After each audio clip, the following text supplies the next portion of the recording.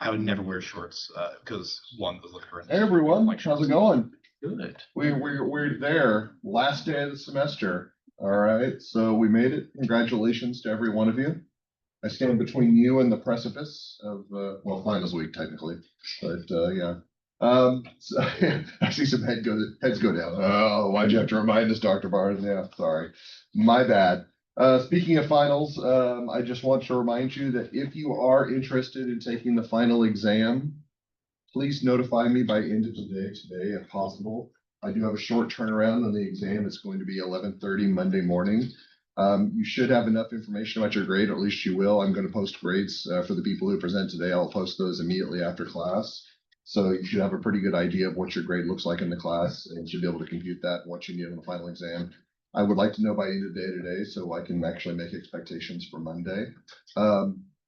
Also, as a reminder, there is a requirement that you do need to have your summaries for group presentations posted to Brightspace before the final exam on Monday. So please post those before Monday. If you don't have those posted, like as of Sunday night, you might get a panicked email from me saying, "Are you planning to take the final exam or not?" Okay, so I can know exactly how I need to print an exam. So get you ready for that. If I don't hear back from you when I sent you that email and you don't post this stuff by Monday morning, then I will have a spiffy exam printed out for you ready to take. And if you don't show up for that, then there will be 0 points on your final exam grade, which nobody wants that. So I'm making sure that I'm very, very transparent on my expectations for that. So please make sure that you let me know. The more transparent the communication, the better. Obviously, that's what I tried to facilitate the entire semester. All right, for those presenting today, I forgot to mention this on Wednesday, but everybody picked up on it. We're going to start out with Alex's presentation here in just a second, but if you need to escape out and it pops up the video panel, this causes so much fiascos and so much trauma. It's actually not too bad because you can move your arrow down to the green here and move it around the screen to get it out of the way. But if you just want to get it out of the way, remember, go to the ellipses, click, go to high floating meeting controls, and there we go. It's out of the way. Okay, that's all there really is to it. The funny part is that somebody's going to watch this on YouTube and they're going to see my mouse moving around with actually nothing in the background because you can't see the Zoom meeting controls on the YouTube videos. So, all right, let's kick it off. Alex, you're up.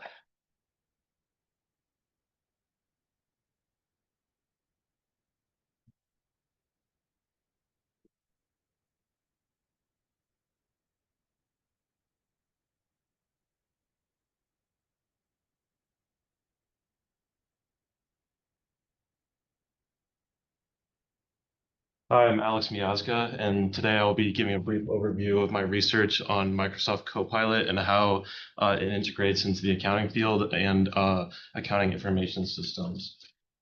So Copilot has drastically transformed the way people do their work, specifically with Microsoft being the most preliminary financial accounting tool in the business market.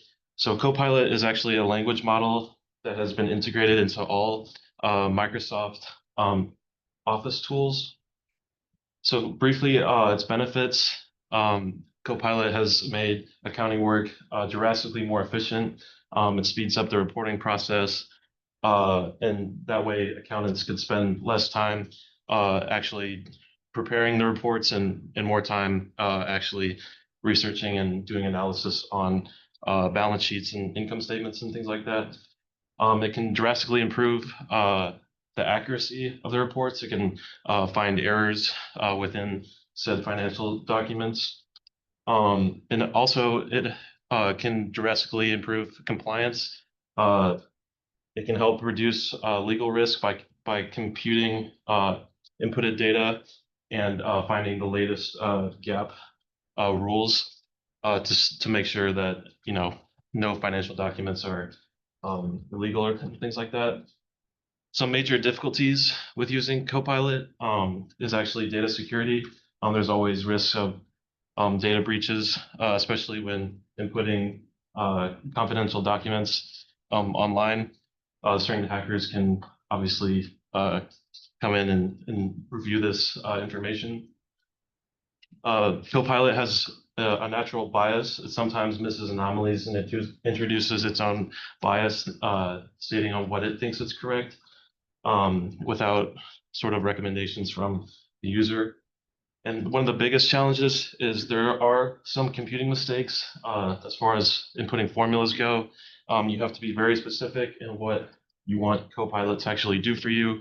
Copilot cannot actually create you spreadsheets, but it can give you the steps in inputting certain Excel formulas and things like that. But you have to be super specific on what you want Copilot to actually generate for you. Otherwise, if you say, hey, I'm going to put in this formula, it may think you want it this way, but it does it a different way, leading to a lot of mistakes in your financial reports. Copilot has the potential to improve, boosting efficiency, accuracy, and compliance within the accounting field. But it's not a magic fix. There are still a lot of bugs that need to be worked out. And again, you have to be very specific on what you want it to output. And accountants in the future will have to adapt to AI, as in the future, I can highly see Copilot and Microsoft being able to generate certain spreadsheets and reports and things like that. So yeah.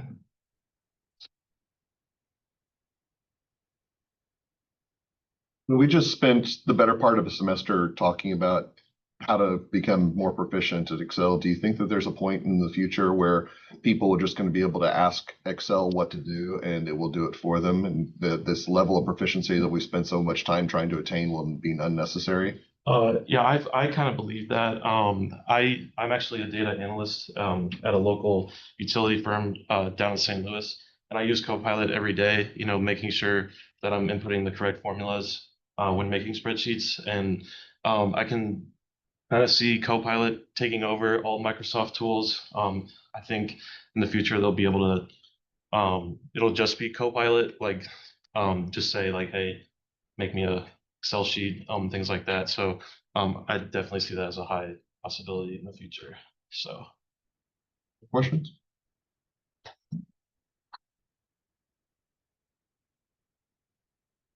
Jamie?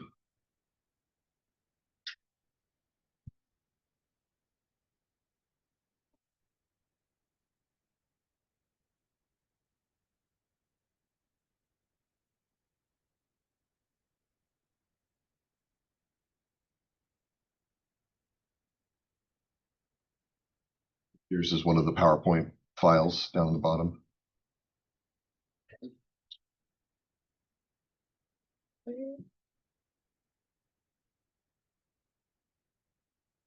It's that, like, you see the percentage bar in the bottom right hand corner? It's that little symbol to the left of it.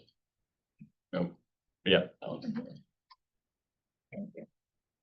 All right, so for my project, I chose to explore the prompt, how can AI assist photographers in writing compelling blog posts that optimize their website content for search engines. So what I did was I posted 2 blog posts with similar content at the same time. The one on the left was formatted how I normally format my blog post, which is just like a small descriptive sentence at the top and then the photos afterwards. And the one on the right, I used AI to give more text about like the content of the photos and about the shoot in general. The main thing that I found when using AI to write my post was that I had to give a lot of really specific information, some of which was about my clients, was kind of just a concern with confidentiality. And it took quite a few tries and I still was not happy with the end result. So I eventually turned to giving AI like a rough draft and having it revise. And I eventually got it to where I was happy with it, but it took a lot of revision and it took just a lot of work to get it to where I was happy with. And then when it came down to actually the actual results from the posts, my original one, my normal one, got around 8 views, which is pretty normal for my posts. And then the one with AI actually got 18. So it did show an improvement in views overall, but it took a lot of effort, and I felt that it wasn't really worth the amount of effort it took when I could have just written something of equal quality myself. So in conclusion, I definitely think AI can help with improving blog posts and improving engagement on websites, but it can't be completely relied on to write stuff for you.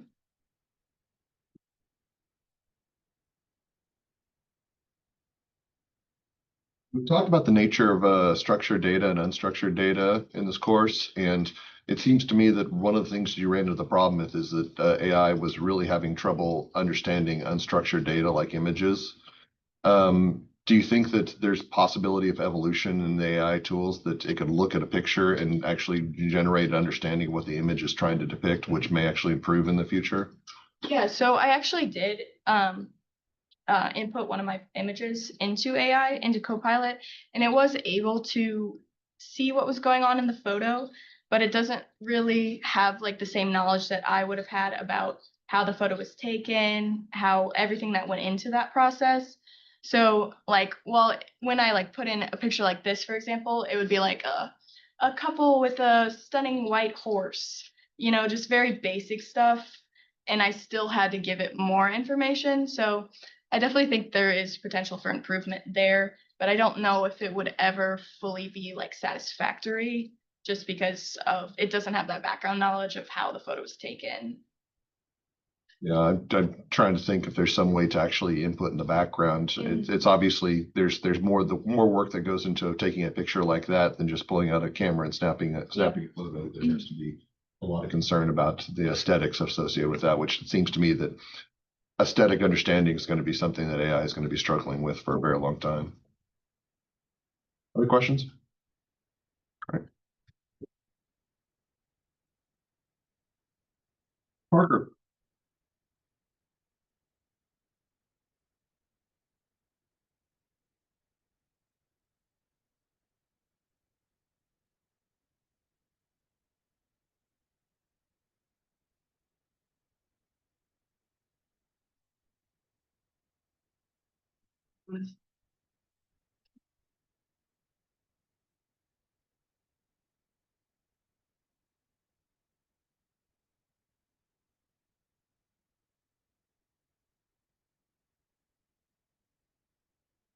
All right.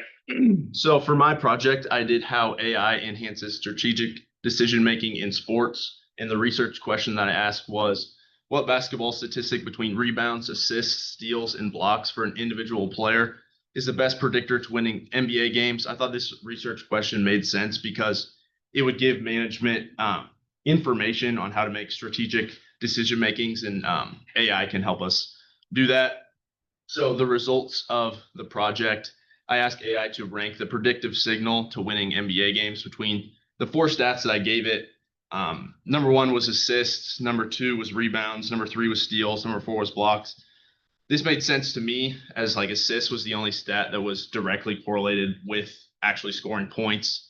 And it made sense as steals was above blocks to me because when you get a steal, you automatically have possession of the ball. If you get a block, there's about a 50% chance that you won't retain that possession. So it made sense. I wanted to add statistics to this. So you guys just aren't taking my word for it or taking the AI's word for it, I guess. But I asked the AI to run a simple linear regression for me. So basically what this equation means is that the equation is how many wins a team would have. So if a player averages 10 points or 10 assists per game, then that would add 15 wins to the team's total. 10 rebounds, that would add 5 wins to the team's total, and so on for steals and blocks. The statistical significance of this was pretty high. The p-values were pretty low, and basically what that means is that there was a 0.3% chance of observing this effect if assists had no true impact. So basically what that means is that it was statistically significant based on what the AI gave me. And same thing for the rest of the variables as well. Why does this matter? Because I could have went out and found a data set and run a regression on it.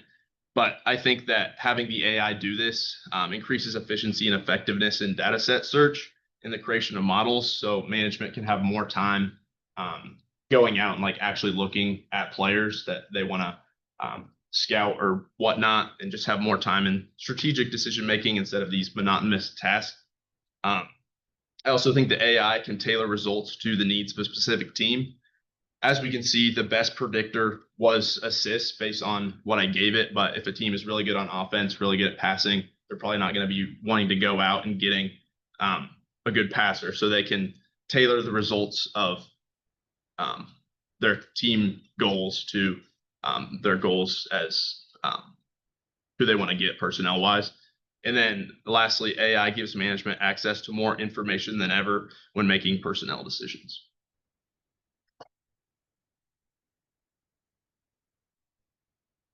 So I'm familiar with kind of the use of this philosophy in baseball, you know, the sabermetrics and the Oakland A's and all that, the Moneyball thing. Is this something that they actively use in NBA do they use statistical analysis to kind of improve their teams in this regard? Definitely like statistical analysis and like advanced stats and stuff like that. I don't know if they run regressions to like determine predictive signaling in different stats, but there's definitely a lot of like analytics in basketball and most sports. Who are you rooting for the NBA championships? I don't really care. Probably Timberwolves, but I just thought it was interesting. Oklahoma, so I'm looking for Thunder. So yeah. Fair. Other questions?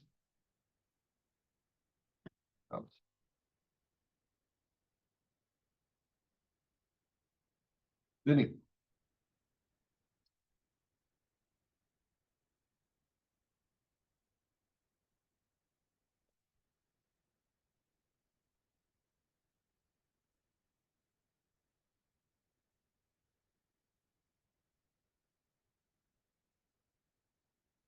All right, so I asked Copilot, how can AI-driven predictive analytics enhance financial forecasting and decision making? And it gave me some benefits and concerns. Some of the benefits were it can give accurate predictions. It can personalize product offerings to improve marketing strategy. It can detect some risks, increase efficiency so that you don't have to focus on getting the numbers and focus more on other things, and real-time insights based on the market. Some of the concerns, a lot of these companies have large databases that they want to keep private. Starting up an AI predictive stuff can be costly for a company. People are biased about using AI. They want to make business decisions on their own. And having another one is having the expertise of maintaining and updating the AI system, and having and depending on data quality is important too.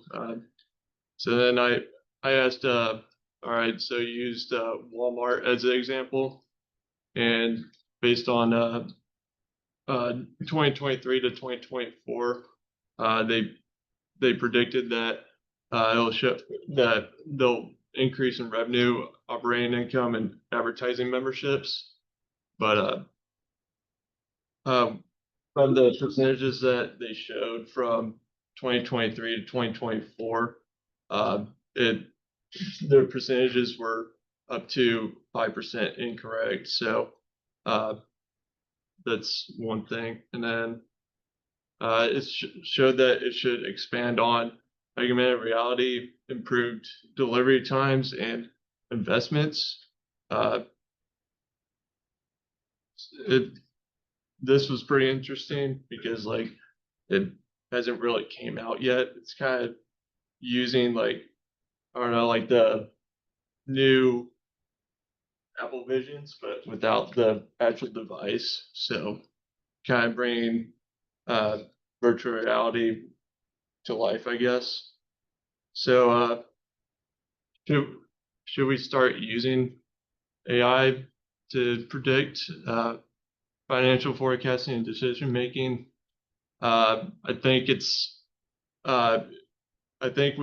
not there yet for actually giving you the percentages and stuff uh, for like revenue and all that stuff. But I think it'll be good as of right now to give you ideas on what you should expand on in the company.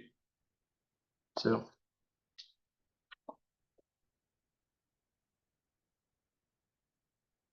What about augmented reality? Is that similar to kind of like a virtual store visit type experience? Yeah. And so the AI's assessment is this is something that Walmart needs to improve on? Yeah, like it should like they think it'll be good for like attracting customers and like improve the marketing stuff. So Do you think, so we talk about AI bias, but usually AI bias refers to the algorithm. Do you think that there's an inherent bias against people or for and against people using AI tools? what would you say? Is there a bias against people like using AI tools or people who want to use AI tools versus people who don't want to use AI tools? Yeah, like are like usually the boss wants to make their own decisions. They don't want to have AI to make decisions for them. So like there's like a pretty good divide between people who want to use AI and people who don't. Any questions?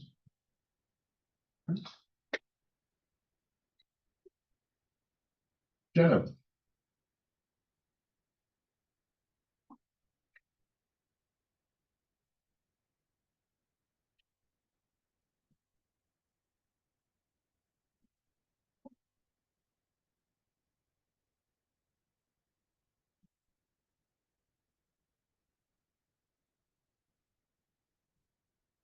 All right. Hi guys, my name is Jenna, and I chose to do my research question over how AI influences consumers' financial behaviors as well as their savings rates. And I looked specifically into different like AI-powered tools and just kind of found the pros and cons to why people might want to use these and why people wouldn't. So the first app I looked into is called Clio. It's a budgeting chatbot that's popular for Gen Z. And the pros of this, it's very engaging because of that AI powered chatbot. If you have any questions, you need any tips, just wanting to get more to know more about anything financial, you can enter that into the chatbot and get your immediate response. And can kind of take away stress or if you're ever intimidated because it uses a very casual language it's just very user friendly. The downsides of this app is it's limited on tools. So while it can help you in some aspects, it's not going to be able to help you with all of your financial problems. And of course, we're working with technology, so there's always that risk of potential tech issues. The next app is called Digit. It auto-saves based on habits. So this app would be very beneficial for someone who just struggles saving on their own, may just not know where to start when it comes to saving, but wants to guarantee to set money aside so you are able to obtain your savings goals. So what this app does, it's going to take in like your income habits, your savings habits, your spending habits, and it will dedicate a small portion and set it aside for you. So again, beneficial for those who want to guarantee that they can save money, but just may struggle to do that on their own. The downsides of this is AI is doing this for you, so you don't have say on how much is being saved. So if you want to be in full control of your money, this would not be an app for you. And your savings not stored in a high interest account. So again, if you have the experience and knowledge on this, would not be worth your time. The last app I looked into is Betterment. It's an AI robo-advisor for investing, similar to Digit, just has to do with investing. So would be very beneficial for those wanting to get into the stock market and start investing, but again, just don't even know where to start. So again, it's hands off and it's proved to be very efficient. It uses its previous like strategies and data to make the best decisions for you. And if you're ever unsure or just need that reassurance, it does offer help from a real person or professional. But just like Digit, the cons are AI is making these decisions for you, and you don't necessarily get to invest in what you may want to invest in. So if you know what you're doing, again, it would just be not worth your time. The key takeaways for this is while I feel like AI lays a nice groundwork for people that need the help, it's always accessible. And again, it can take away that stress and make difficult tasks maybe a little bit more simple. But again, it's not something you should rely on fully.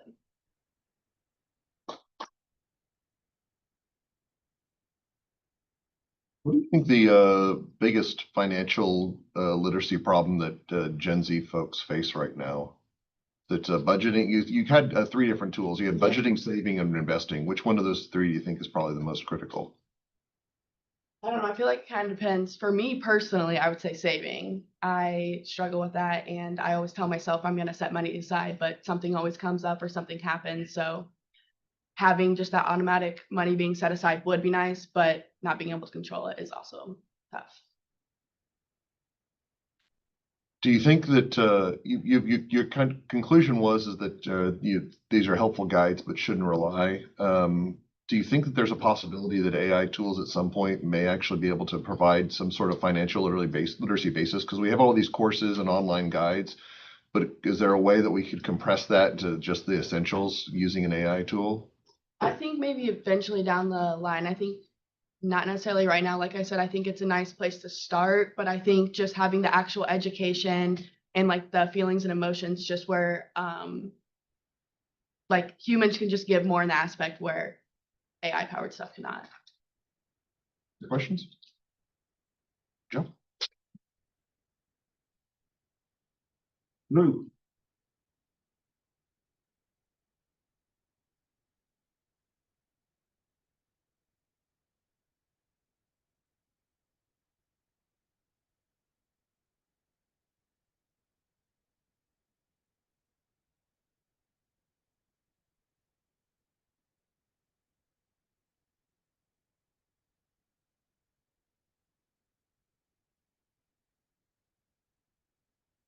So my presentation was on AI and ethics and seeing how that comes hand in accounting.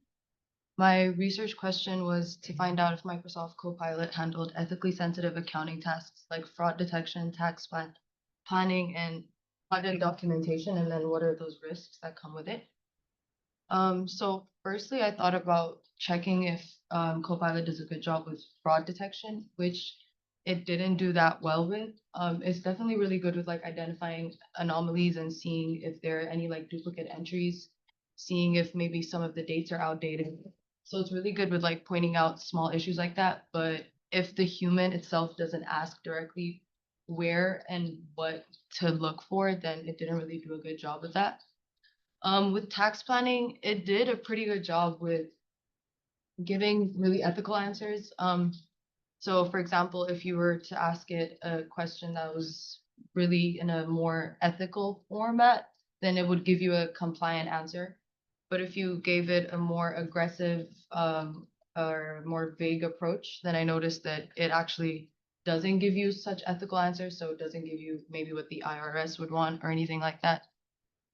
For audit documentation, I noticed that it was pretty good with like producing clean drafts of like one data set. But then again, it does a really bad job with finding exactly what you want in that data set. So it's a bit of both. And then for academic use, I thought that it does help explaining main concepts, especially for classes. It gives you like the most perfect explanation. But then again, I guess it kind of just enables shortcuts and dishonesty because it just kind of shows how unethical humans can get, not really the AI itself. So like I mentioned above, the negatives would probably just be, since it is an AI, it doesn't really have an ethical judgment. It kind of just says what it thinks it wants it just says what it thinks you want. So I guess it just follows the prompts based on what you say. Again, if you're giving it a more aggressive approach, it's going to give you a non-ethical ish answer. And then for over reliance, I thought maybe for us, I guess, since we're using it for academic use, it kind of just helps us way too much. So maybe that replaces our human judgment in class. But then again, that also could be used in fraud or audit tasks. And then for the output, I just thought that it varies again based on how you ask it. So if you're asking it in a good way, in a nice phrasing way, then maybe it would be a pretty ethical response. So in conclusion, I thought Copilot is used for support, but it shouldn't be used for decision making.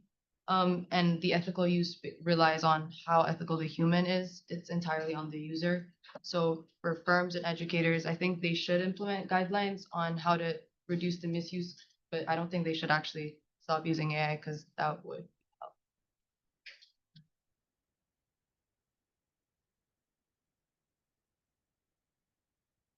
So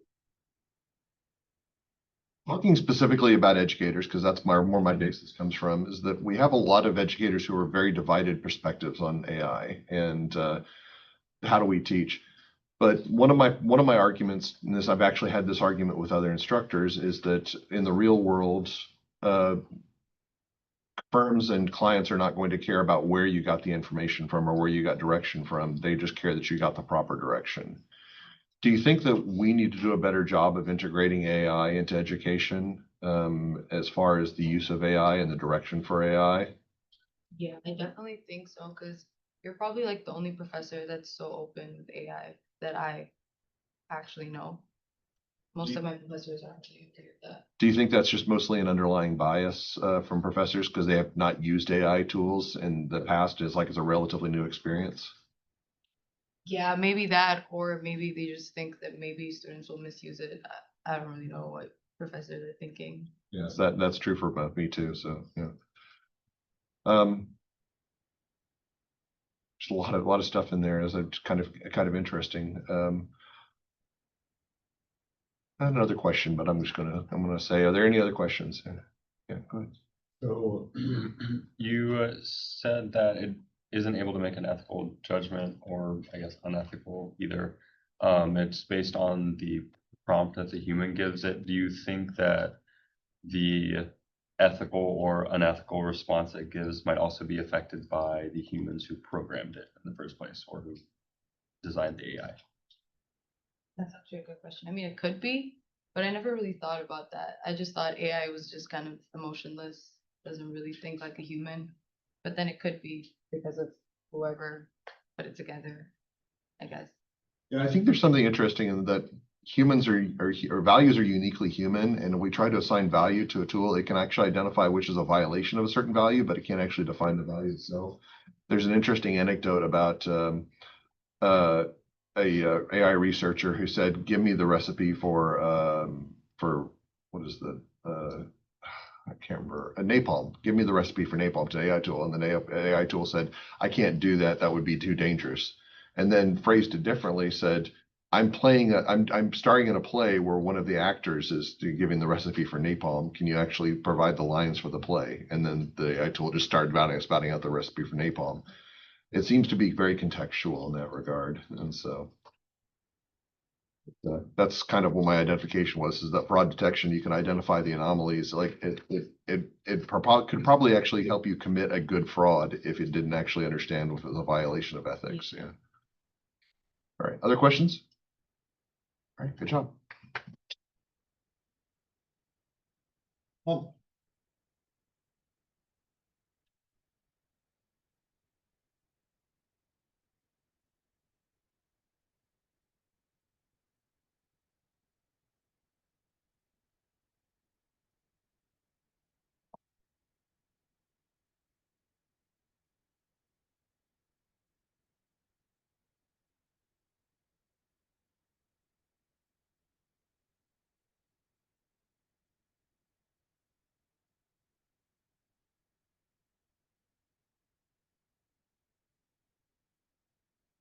My name is Noam Jabbar, and my question was how an AI assistant impacts learning in college level courses. So I wanted to ask this question based on my experience coming in as a freshman. I came in as a computer science major, and how I used AI compared to how I use it now as an accounting and finance major was really different. And I wanted to ask that question. So coming in, at first, the way I was using AI was shallow understanding. I didn't know exactly what I was using it for, and I relied on a lot of the answers it generated without actually thinking of it. And I normally didn't think a lot about the material I was learning, and it was more or less passively accepting it on assignments. And especially with computer science, a lot of our professors were okay with using AI, so that also created a bit of a problem. And for a moment, we started getting good grades on our assignments and completion. But when it came to exam time, it affected how I really understood the material. But moving on to something that I really liked doing, it increased my engagement. I started to use the AI to understand it and learn things better. And even asked it, my prompts are also getting better in how what I wanted to learn. It also strengthened my understanding, and it was personal. It was the way I was asking it was changed in a way that would help me understanding different than other people. And it also improved my skill application. I was more confident taking on tasks that I didn't understand because I was able to know that I could figure it out later on. So what I realized to be something that really mattered is intent. Although this is not something new, most of the time we forget that our intention on how we use AI is very important. And once we know that, it could affect how we get the results. It could either be negative or it might also be positive depending on what our actual intentions are to learning the material. And also, while our intent is important, if we overlook it, we might get distracted on how we use the AI affecting us and even materials that we actually do want to learn. Thank you.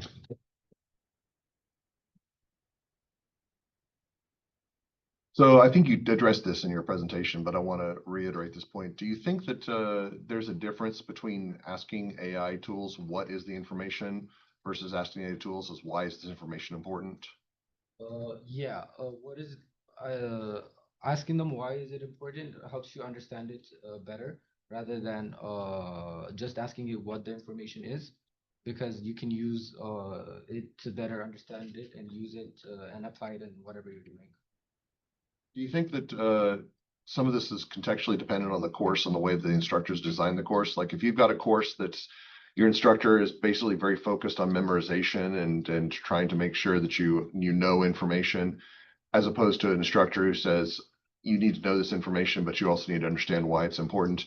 Do you think that that would change the way that the AI tools are used in certain courses? Yeah, I believe that's very important because especially now as AI becoming one of the biggest search engine tools, especially for audiences, it's very easy for us to just get that information. And if the course is not designed in a way that focuses on how we apply it and you use the information rather than just memorizing it, it's gonna most likely we're gonna go towards just asking AI and using that information and not actually comprehending it. Other questions? Courses on campus completely ban the use of AI in any way, shape, or form. Do you think that's bad, or do you think it's necessary given that it can be used to? I feel like that would be bad because regardless of banning it, I feel like the majority of the population is still gonna be using it, and it's only gonna incentivize like wrong use of AI. So rather than banning it, and especially in the workspace and everywhere, they're telling us to learn AI, and even prompt engineering is also something they really want us to do. So it really conflicts with that if most places are banning it. But I feel like a lot of professors right now, at least in my experience, are starting to be okay with AI and how to use it as long as we let them know what we can do. Other questions?